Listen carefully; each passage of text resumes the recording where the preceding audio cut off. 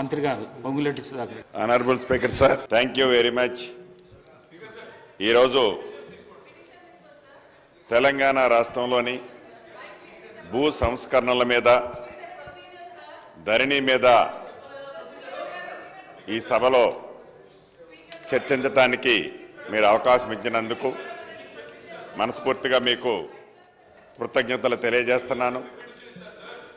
ప్రధానంగా ఈ సమస్య మహిళల పట్ల గౌరవం ఈరోజు అధికారంలో ఉన్న అధికార పార్టీకో, అటుపక్క ప్రతిపక్షంలో ఉన్న ప్రతిపక్ష సభ్యులకో, ఈ సభలో కాకుండా కౌన్సిల్లో ఉన్న సభ్యులకో రాష్ట్ర వ్యాప్తంగా వీళ్ళు వాళ్ళు ఈ ప్రాంతం ఆ ప్రాంతం అనే భేదం లేకుండా ఈనాడు ఈ భూ సంస్కరణలతో పడుతున్న ఇబ్బంది మీద చర్చకు మీరు అనుమతి ఇచ్చినందుకు మనస్ఫూర్తిగా మరొకసారి కృతజ్ఞతలు తెలియజేసుకుంటున్న అధ్యక్ష.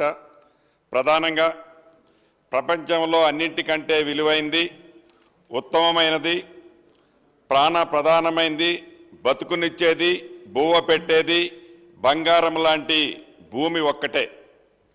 మన దేశంలో భూ సంస్కరణలకు శ్రీకారం చుట్టింది మహానీయురాలు, మన దేశ తొలి మహిళా ప్రధాని స్వర్గీయ శ్రీమతి ఇందిరాగాంధీ గారి నేతృత్వంలో. ఆనాడు 1969లో మొట్టమొదటిసారిగా ఈ భూ సంస్కరణలు చేపట్టాలని దేశంలో ఉండే అందరు ముఖ్యమంత్రిని పిలిచి సమావేశపరచడం జరిగింది. 1970లో అది సెప్టెంబర్ నెలలో ఈ భూ సంస్కరణలు చేయనట్లయితే ప్రజలకి, సామాన్యులకి చాలా ఇబ్బంది. వీటన్నిటికీ పరిష్కారం ఒక్క భూమి సమస్యే కాదు, ఆహార విధానంపై మరియు ఈ భూ సంస్కరణతో లింకప్ అయి ఉంది. కాబట్టి దీన్ని ఎట్టి పరిస్థితుల్లో సంస్కరించాలి అనేది ఆనాడు కాంగ్రెస్ ప్రధానమంత్రిగా స్వర్గీయ శ్రీమతి ఇందిరాగాంధీ గారు అనేది మనందరం గుర్తుంచుకోవాల్సిన అవసరం ఉంది. అదే రకంగా 1973లో స్వర్గీయ పివి నరసింహారావు గారు ప్రధానమంత్రిగా ఉన్నారు. 73లో ఈ రాష్ట్రానికి ముఖ్యమంత్రిగా ఉన్నప్పుడు కూడా ఈ భూ సంస్కరణల మీద అనేక మార్పులు చేర్పులు తెచ్చి పేదవాళ్ళకి అండగా ఉన్నది ఆనాటి ఇందిరమ్మ ప్రభుత్వం. అంతేకాదు అనేక చట్టాలు తీసుకొచ్చి,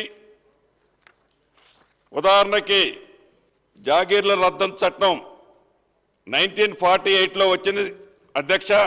తెలంగాణ ROR చట్టం 1948లోనే వచ్చింది. రక్షిత కౌలుదారు చట్టం 1950లో వచ్చింది. ఇనాముల రద్దు చట్టం 1955లో వచ్చింది.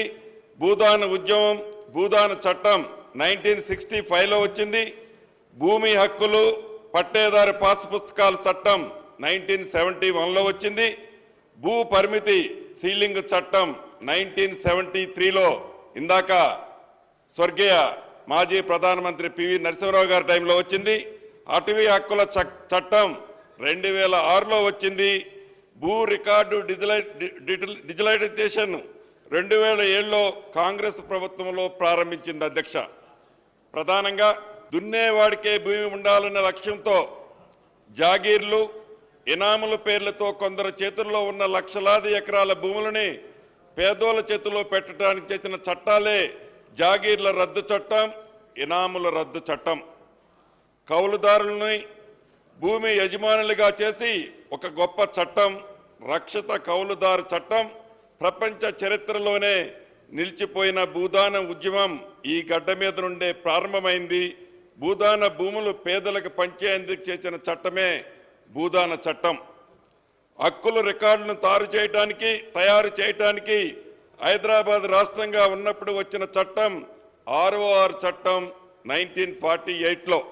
ఈ చట్టం కింద తయారైన ఖాస్రా పానీనే నేటికి కీలకమైన రికార్డు.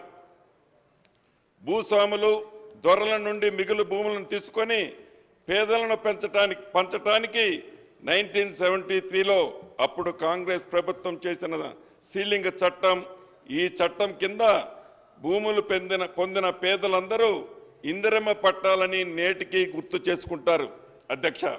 అదే రకంగా 2006లో ఏదైతే ఆనాటి కాంగ్రెస్ ముఖ్యమంత్రి దివంగత నేత రాజశేఖర రెడ్డి గారు పోడు భూములకు పట్టాలిచ్చారు.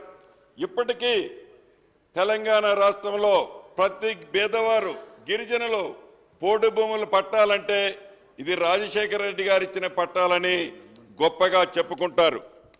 అధ్యక్ష, ఇక్కడ మనం ఒకటి గమనించాల్సింది ఉంది. మంచి ఎవరు చేసినా తప్పకుండా వారు జీవించి లేకపోయినా ఎన్ని దశాబ్దాలైనా వారిని గుర్తుపెట్టుకొని వారు చేసిన మంచి పనులు మనం స్మరించుకుంటాం. అదే పద్ధతిలో శ్రీమతి ఇందిరాగాంధీ గారు కానీ స్వర్గీయ రాజశేఖర రెడ్డి గారు కానీ వారు మంచి చేశారు కాబట్టే ఈనాడు ఈ సభలో మన వారి పేర్లు ప్రస్తావించుకుంటున్నాం. ప్రజల కోసం చేస్తున్నాం. మీ సహాయ సహకారాలు తప్పకుండా ఉంటాయని మనస్ఫూర్తిగా కోరుకుంటూ సెలవు తీసుకుంటున్నాను అధ్యక్ష.